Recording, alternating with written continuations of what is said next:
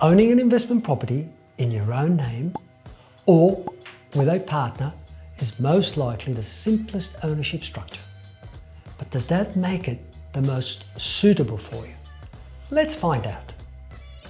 Hello everyone, Shukri Barbara here from Property Tax Specialist. I'm here to help you navigate the complexities of Australia's property, tax and investment regulations. There are 5 major ownership structures in which you can hold investment properties in Australia. And each one has pros and cons. But if you had to look for the least complicated structures, the 2 that come on top are individual ownership and partner ownership. Now, just because they're simple doesn't mean that they're necessarily the best options. Short and long-term plans, lifestyle, tax advantages and capital protection all need to be considered when determining the best structure to own your investment property in. So to help you weigh up your options, I'm going to share the pros and cons of individual property investment and investing with a partner. But before I get into it, you should know that this information is intended to be a guide only, providing an overview of general information available to property buyers and investors. This guide is not intended to be an exhaustive source of information. It should not be seen to constitute legal, tax or investment advice. You should, when necessary, seek your own advice for any legal, tax or investment issues raised for your affairs. Let's start with an individual ownership structure. Individual ownership is one of the most common ways to own your investment property. By this, I mean 100% ownership in your personal name, regardless of the level of debt you may have for the property.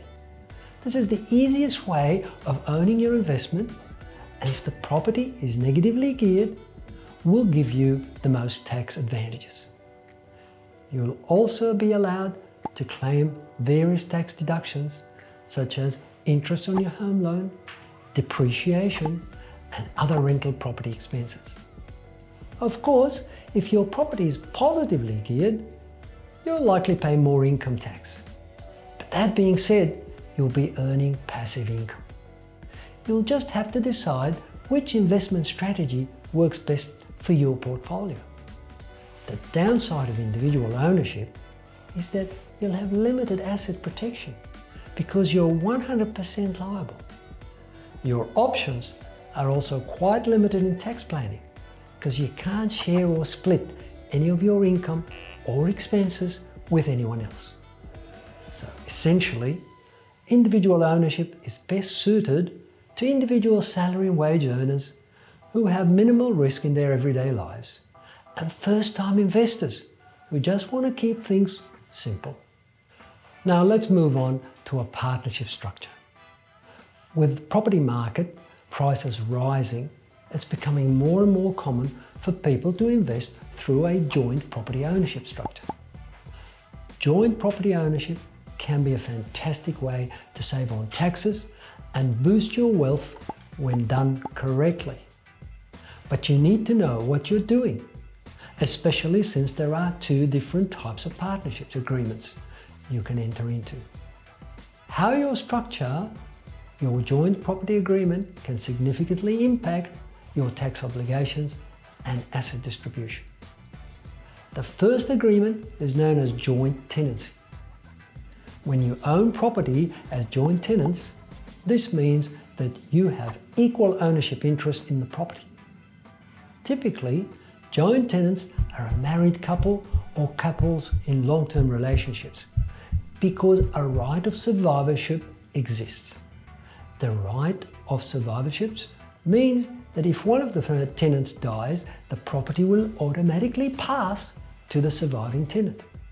From a tax perspective, each person will declare half of the income and claim half of the expenses in their tax returns. So this structure is great for couples who earn similar wages and want to keep things simple. But if there is a significant difference in your income, joint tenancy won't necessarily give you the best tax advantages. The second agreement is known as tenants in common.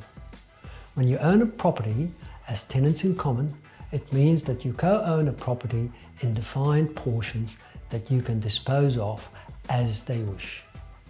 The shares owned by each tenant in common can be equal or unequal. For example, one person may own 99% of the portions, with the other owning only 1%. The precise way that you split the shares is up to you and the other party. This is one of the benefits of this structure, because you can set up the agreement in the most effective way. You could also use this agreement to offer the best asset protection for your property. For example, you could put 1% of the asset in your name and 99% of the asset in the name of your non-at-risk spouse or partner. And unlike with the joint tenants agreement, there is no right of survivorship. So, if one of the tenants in common dies, the other tenant in common will also only have their shares as per the original agreement. You'll also want to make sure to speak to a registered tax agent to ensure that you're distributing your tax obligations according to ATO compliance rules. So there you have the pros and cons of individual and partnership structures for property investment. They may seem like simple solutions on the surface, but it'll all come down to your objectives and goals and circumstances. If you'd like to discuss any matter relating to individual or joint property ownership, get in touch with us today at Property Tax Specialists. Our main focus is helping property investors maximize their opportunities and protection while legally minimizing their tax liabilities. Otherwise, remember to like and subscribe to our YouTube channel for more property investment tips. See you next time.